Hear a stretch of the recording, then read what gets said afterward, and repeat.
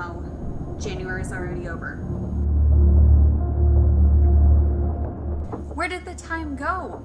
I'm not gonna be able to do this. Okay, so if I go to bed at midnight and I wake up at 4 and I do this for a week, I should be caught up, but oh my gosh, I'm not gonna have any sleep. How am I gonna do this?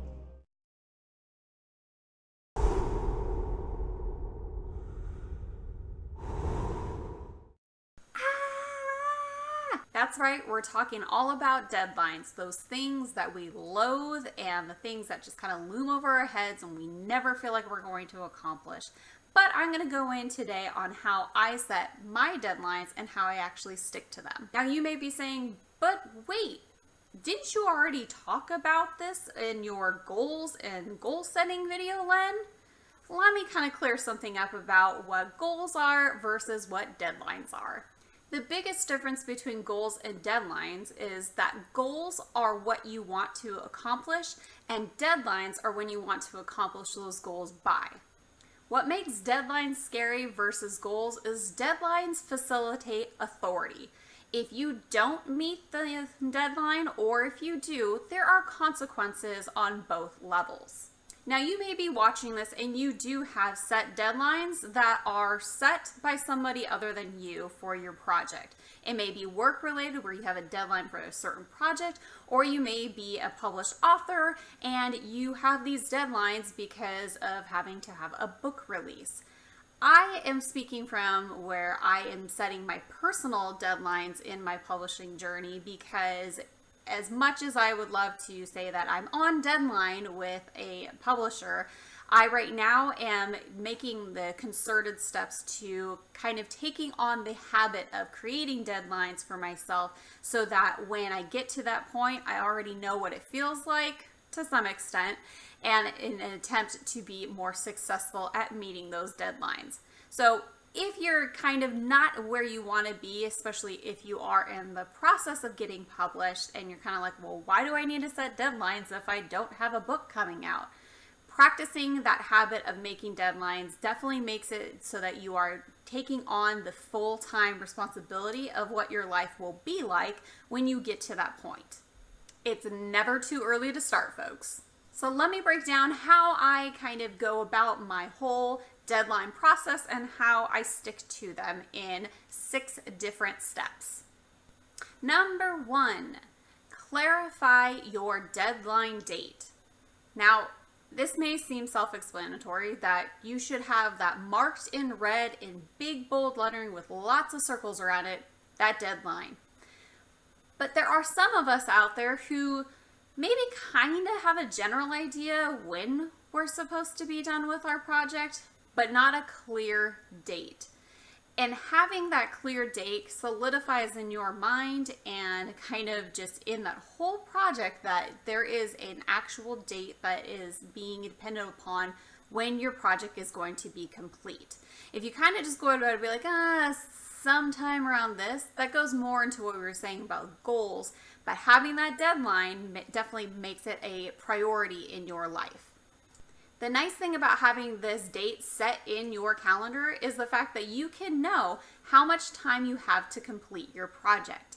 And by doing so, it'll lead into what I do next, which is number 2, break your deadline into smaller deadlines.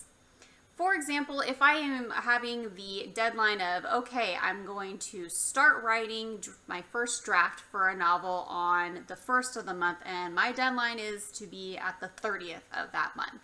What I'll then do is I'll go by and say, okay, that gives me 30 days to kind of get this thing in motion, and I make sure that I have like set small deadlines of, okay, certain amount of chapters need to be done at week 1, then go on from there for each of the subsequent weeks until I get to where that 30 day is. So then I have in my mind, okay, these are kind of the steps I need to take so I don't get so overwhelmed. This next one is a game changer. Number 3, have an accountability partner. Having an accountability partner is great because you have somebody who is backing you on your quest to finish this project. You're having the encouragement. You're also having all the kind gifts and all the kind memes that kind of uplift you or maybe make you laugh in those times where you're just like, oh my gosh, I'm too overwhelmed.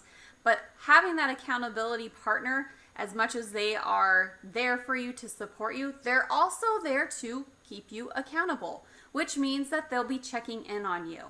And it really helps if you're kind of both doing the same journey, kind of similar projects, because then you can communicate with each other on a regular basis to kind of just vent about the process, but then also to get a different perspective on how you can go on about succeeding when you may not think you're going to do it, but then that other person that is keeping you accountable can say, hey, I tried this, or, oh, have you thought about doing this? And that can really spark kind of that motivation in you and kind of give you that edge over that kind of self-defeating doubt that you may be feeling and having kind of that team that is supporting you. Number 4, give yourself grace. Didn't think that was going to be on there, huh? Well, as it turns out, I have found that in my own journey, I have to allow myself some days where it's kind of a grace, if you will. And it's not like, oh, those are the days I'm taking off. No, having that scheduled time where it's my grace period is almost like scheduling like, okay, I know that on these days, I'm going to have to be more productive to make up for the other days I may not be so productive. So having a couple of those sprinkled throughout your whole deadline will allow you to say, okay, I know that on these days I have to really step it up. Number 5, if you need more time, ask for help.